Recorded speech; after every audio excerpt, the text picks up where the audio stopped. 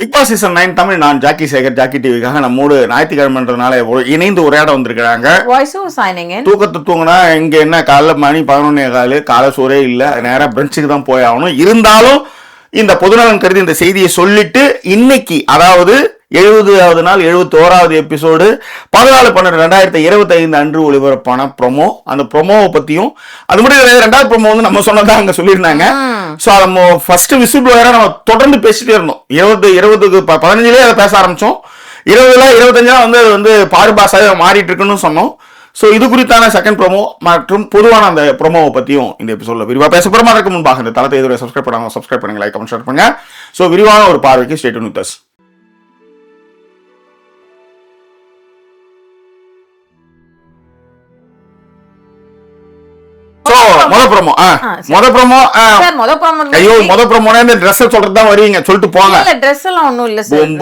மாட்டுக்காரன் தெருவில் வந்தாண்டி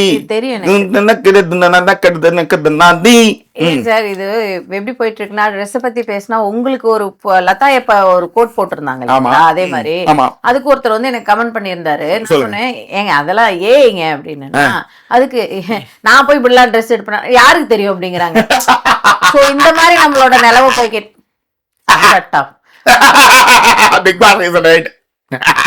இது 9 இது வேற மாதிரி இருக்கு, வேண்டாம். சரி, அதுதான். ஸோ ட்ரெஸ் எனக்கு பிடிச்சிருந்தது, அதை பற்றி நம்ம வந்து மெயின் எபிசோட்ல பேசுவோம். எனக்கு பிடிச்சிருந்தது, ஓகேங்களா. ஸோ அதுக்கப்புறம் வந்து உங்களுக்கு பிடிச்சவங்க எது செஞ்சாலும் பிடிக்கும் மேடம். ஆமா ஆமா, கருமம் என்ன பண்ணி தொலைக்கிறது. ஸோ இது ஃபர்ஸ்ட் ப்ரோமோக்கு வந்துருவோம்.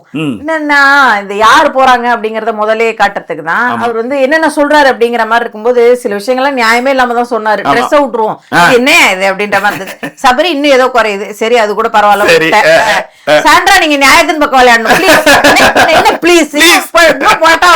என்னமா அப்படின்னு கூட்டு ஜுஜு அப்படின்னு சொல்லுவீங்க போல இருக்கு. என்ன அவங்க எங்க நியாயத்தின் பக்கம் விளையாடுறாங்க? சரி, நியாயத்தின் பக்கம் தான் விளையாடலன்னு பொழுது சாண்ட்ரா நியாயத்தின் பக்கம் விளையாடலன்னா இங்க வந்துருவீங்க. எப்படிதானே பேசணும். சாண்ட்ரா நியாயத்தின் பக்கம் விளையாடணும், என்ன ப்ளீஸ் அப்படின்னாரு. அதுக்கப்புறம் வந்து இன்னும் வந்து புரியுதாடா குட்டிமா, சரியா, இன்னும் இப்படிதான் சொல்லணும் அடுத்து பேபின்னு. எனக்கு ஒன்னும் புரியல. சரி விடுங்க. சரி, அதுக்கப்புறம் யாரை சேவ் பண்ணலான்ற எம்ஆர் கதையதான் இங்க சொல்லணும். இப்ப சமீபத்துல ஒரு கருப்பழி யாரோ அதை பத்தி பேசியிருந்தாங்கன்னு நினைக்கிறேன்.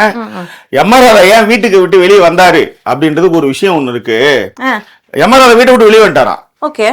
அதுல அவரு வந்து பையனுக்கு கூட பிறந்த சகோதரருக்கு மீன் துண்டை வந்து பெருசாவும் இவருக்கு வந்து வாழவையும் வச்சாங்களாம். நீ பெத்த புள்ளதான் நானு, இதுனா அவனுக்கு வந்து பெருசு, எனக்கு சின்னது வைக்கிறேன் வெளியே வந்துட்டாராம். அந்த மாதிரி சொல்லும் போது சொல்றதுதான், நீங்க ஏதோ எல்லோரும் என்னுடைய பிள்ளைகள் அப்படின்றத பேசுறதா எல்லாமும் சொல்லும். ஆனா ஒரு கண்ணுல வேணா ஒரு கண்ணுல சுண்ணாம்பு வைக்கிற எல்லா அம்மாக்களும் உண்டு. அதனால இந்த அம்மாக்கள் இந்த புனித பிம்பங்கள்னால உடைக்கிறதுன்னு வச்சுக்காங்களேன். இல்ல, இது வந்து எப்படின்னா, இப்ப செல்லம், டியர், ஃப்ரெண்டு அந்த மாதிரியான லிஸ்ட் வச்சிருக்கலாம் ஜாக்கி, அது வேற இல்லைங்களா, அது வேற. பட் இது வேற இல்லையா, அந்த மாதிரிதான். நியாயத்துக்கு நியாயமா இருக்கணும்ல. அதுவும் ரிவ்யூ பண்ண sorry host. Yes, I have a criteria. Chellams. ஆமா சார், உங்களை and டியர்ஸ். ஆமா, செல்லம்ஸ் மட்டும் தான் வருது, டியர்ஸ் கூட வரல. சரி விடுங்க, என்ன பண்ண முடியும். யாரை போட்டு கொடுக்குற காலையிலே. அடுத்து வந்து என்னன்னா, சபரியெல்லாம் முடிச்சதுக்கு அப்புறம் இன்னும் பெரிய சாக்கு யாரை சேவ் பண்ணலாம்னா, எனக்கு தெரிஞ்சு கமருதீனை கடைசியா சேவ் பண்ணி இருந்திருக்கணும்னு நான் நினைச்சிருப்பேன். ஏன்னா அவர் அவ்வளவு விஷயங்கள் பண்ணிருக்காரு. ஆனா வந்து என்னன்னா, கமருதீனை கடைசியா சேவ் பண்ணாம கமருதீனா கானா வினோதா, கமருதீன் இவங்க எல்லாம் கூட்டமா இவங்கள்ட்ட சொல்லிருப்பாங்க போல, கூட்டமா கமருதீனா கானா வினோதா கிட்ட கமருதீன் சொல்லணும். அதை விட கமருதீன் கிட்ட வந்து வருஷம் எல்லாரும் வந்து நிக்கிறாங்க, நீங்க நல்லா விளையாடுறீங்க, நீங்க சூப்பரா விளையாடிட்டு இருக்கீங்க, உங்களுக்கு நிறைய ரசிகைகள் இருக்காங்க அப்படின்றத வந்து உள்ளார போய் ஹோஸ்டே சொல்றாரு. ஹோஸ்டே வந்து அதுக்கான ப்ரோமோ எல்லாம் பண்ணிட்டு இருக்காரு, பிஆர் எல்லாம் ஒரே வாரம் பண்ணிட்டு இருக்காரு. ஆக்சுவலி போன வாரம் பண்ணாரு சார், இந்த வாரம் பண்ணல. நீங்க இந்த வாரம் கொஞ்சம் ஹீட் ஆஃப் த மொமெண்டா போயிடுச்சு. அதனால ஆனா கமருதீனை ஃபர்ஸ்ட் சேவ் பண்ணுவாப்ல, அப்புறம் கானா வினோதுக்கும் உனக்கு புரிஞ்சுதா நான் சொல்றதெல்லாம் சொல்லிட்டு மீதி இருக்கிறது எஃப்ஜேவும் வியன்னாவும் எல்லாருக்குமே தெரியும் யார் வெளியில போவாங்க அப்படின்னு சொல்லிட்டு. சோ ஆனா வியன்னா வந்து கான்பிடென்ட்டா எஃப்ஜே தான் வெளில போவார் அப்படின்றத வந்து சொல்லுவாங்க. சோ இது முடியும். பட் விக்ரமுடைய விஷயம் கரெக்டா இருக்குங்க, கரெக்டா சொல்லுவார் வியன்னா சார். ஓகேங்களா. சரி, இது வந்து அந்த ட்ரெஸ் மேட்டர் கண்டிப்பா வெளியே போயிருன்னு ஒரு நல்லா தெரியும். எல்லா 3 பேரும் சேர்ந்து கூட்டு காரணி பண்ணி அதுல வந்து பிரா இருந்தது, ஜட்டி இருந்தது, இவர் எட்டு வந்து வச்சிட்டாருன்னு கதையை வளர்த்தீங்க தெரியுமா? அதுவும் வந்து அந்த அது எப்படி எடுத்து வந்து பொதுவில் அங்கேயே வந்து கேஸா இருக்கு. திவ்யாவும் கேஸா இருக்கு. திவ்யா கொஞ்சம் அடக்கி வச்சிட்டாங்க அந்த இடத்துல. ஆக்சுவலி இருந்தாலும் அவங்க இன்னசென்ட் எடுத்து வந்து நீங்க வச்சது தப்பு அப்படின்ற மாதிரி எட்டு வந்தாங்கன்னு வச்சுக்கோங்களேன். பட் இத வந்து நீங்க இதுல என்ன பிரச்சனைனா, நீங்க பிளான் பண்ணிட்டு ஒண்ணுமே தெரியாத மாதிரி நீங்க 3 பேருமே ஆக்ட் பண்ண கொடுத்தீங்க. அதுல அந்த ஆக்ட் பண்ண 2 பேரும் விழுந்துட்டாங்க பாருங்க. அதுக்குதான் அவங்க அமிச்சதே. ஃபர்ஸ்ட் நீ, செகண்ட் நீ அப்படின்னு. இதுல மூணாவது நீங்க வந்து வெளிப்படையா நேர்மையா ஆமாங்க நாங்க அந்த இடத்த விட்டு ஒரு நவர வைக்கிறதுக்கு பண்ணணும்னு, ஆனா அதுக்கப்புறம் நீங்க அந்த ட்ரெஸ் வச்சு பண்ணீங்க பாத்தியா, அதுதான் மேட்டர் ஆக்சுவலி. சரி, இது ஃபர்ஸ்ட் ப்ரோமோ. செகண்ட் ப்ரோமோல வந்து நம்ம பேசுனது சூப்பரா கேட்டிருந்தாரு.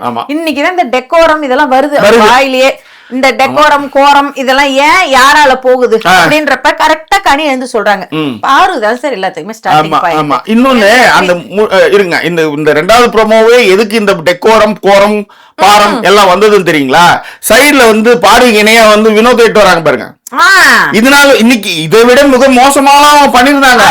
பட் இருந்தாலும் சிவராத்திரி தும்தக் அப்படின்னும் போது அந்த விஷயத்தெல்லாம் எடுத்துட்டு வராங்கன்னு வச்சுக்கோங்க. ஏன்னா இவங்க கண்ட்ரோல் இல்லாம போயிட்டு இருக்காங்க அவங்க. அதனால கொஞ்சம் ஒரு பிரேக்கிங் பாயிண்ட் ஒண்ணு கொடுக்கணும் அப்படின்றதுக்காக அவங்கள கூப்பிட்டு வந்தாங்க. அது மட்டும் கிடையாது, கூடயே சேர்ந்த கண்ணுக்குட்டி மாதிரி இவரும் மாட்டிக்கிட்டாரு. யாரையும் கானா விண்ணப்பம் மாட்டிக்கிட்டாரு. அதெல்லாம் வீட்டுல நடக்கும் ஜாக்கி. இப்ப நம்ம எல்லாம் பண்ணிக்கிட்டு தான் இருப்போம், எல்லா நாளும் எல்லாம் செய்வோம், எழுந்திருப்போம், எல்லாம் பண்ணுவோம். இப்ப அவங்க பொண்ணும் கூட எழுந்திருக்காது, லேட்டா தான் எழுந்திருக்கும், இல்ல சீக்கிரமா எழுந்தா கூட உள்ள உட்காந்து டிவி பார்க்கும், காஃபி கூட குடுக்கறதுக்கு வந்து கேட்காது. ஆனா நம்ம வரல அப்படின்னும் பொழுது அது ஒரு பெரிய விஷயமா காட்டி பொண்ணுக்கு வந்து சொல்றாங்களாம். புரியுதுங்களா உங்களுக்கு? அந்த மாதிரி பண்ணுவாங்க. இது நீங்க பார்த்தது இல்லையா? வீடுகள்லயே நடக்குமே ஜாக்கி. பேக் டு ஸ்கொயர் ஒன் வாங்க. நீங்க ஒன்னும் இதுக்கு பிளாங்கா வர்றதுக்கு நீங்க ஒன்னும் விக்ரம் கிடையாது. உங்களுக்கு என்ன இங்க ஹால்ல கொண்டு வந்து இதே வச்சாங்க, துணியா வச்சாங்க, எடுங்க கலர். சரி, இது மாதிரியான விஷயங்கள்லாம் செய்வாங்கல்ல. உண்மையிலேயே அது ரொம்ப இதுவா இருந்தது பார்க்கும்பொழுது. ஒரு கண்ட்ரோலை மீறி போனதுக்கு அப்புறம் நீங்க ஒரு ஆளை எப்படி எடுத்துட்டு வர்றதுன்னு தெரியாம 2 பேரா கூட்டு சேர்ந்து 2 பேரையும் நிக்க வச்சு கேள்வி கேட்கிற மாதிரி இருந்தது ப்ரோமோ. எப்படி மெயின் எபிசோட்ல இருக்குன்னு நம்ம பார்ப்போம். பட் ஆனா முதல் முறையாக இதை வந்து கண்டிச்சதும், நீங்க எப்படி வந்து மரியாதை கொடுத்தீங்கன்னா தான் உங்களுக்கு மரியாதை கிடைக்கும், இந்த ஷோவுக்கு மரியாதை கிடைக்கும்னு சொன்னதெல்லாம், அதாவது நீங்க ஒரு விஷயம் செய்யும் போது அது சூப்பர் துள்ளல், ஆனா இன்னொருத்தவங்க செய்யும் போது அது what is going on, what is wrong அப்படின்ற மாதிரி. எப்ப நீங்க அது கரெக்டா எடுத்துட்டு வந்தாரு ஜாக்கி, டாஸ்க்ல இருந்து எடுத்துட்டு வந்தாரு. நம்ம சொன்ன பாயிண்ட் அப்படியே சொல்லக்கூடாது. டாஸ்க்கு மரியாதை கொடுத்தாதான் நீங்க வந்து பிக் பாஸ்க்கு மரியாதை கொடுக்குற மாதிரி. பிக் பாஸ்க்கு மரியாதை கொடுக்கறது, அப்புறம் மக்களுக்கு மரியாதை கொடுக்கறது எல்லாமே இங்க டாஸ்க்ல இருந்து தான் ஆரம்பிக்குதுங்கிற மாதிரி சொன்னாங்க. எப்படி போகுதுன்னு பார்ப்போம்.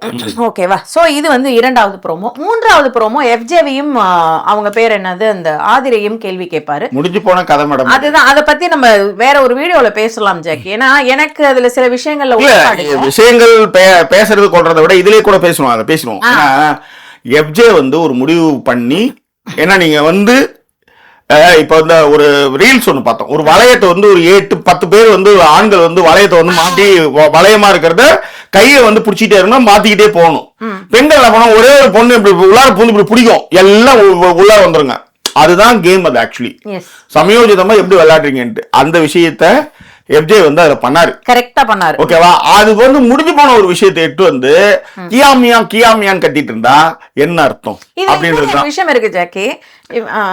பொறுத்த வரைக்கும் வந்து அதான் கேம், அதான் நம்ம பேசுவோம், நம்ம இன்னொரு வீடியோல பேசுவோம். சோ இதுதான் இந்த ப்ரோமோல நடந்தது. அதன் பிறகு வந்து லாஸ்ட் ப்ரோமோல அரோராவை கொஞ்சம் தாளிக்கிற மாதிரி இருக்கு. அது எஃப்ஜேவுக்கு நல்லது செய்யறேன், எஃப்ஜேவுக்கு நல்லது செய்யறதுக்கு தான். எஃப்ஜே வந்து பேசியிருக்கணும், வெளிப்படையா பேசியிருக்கணும் அப்படின்றதான் வந்து சொன்னாங்க. அதை பத்தி நம்ம பேசுவோம். சோ இந்த ப்ரோமோக்கள் குறித்தான உங்கள் கருத்துக்கள் பெருமைகளை தெரியப்படுத்துங்க. வேறொரு எபிசோட நான் சந்திக்கிறேன். அதோட நன்றி கூறி விடுவது உங்கள் ஜாக்கி சேகர் மற்றும் signing off.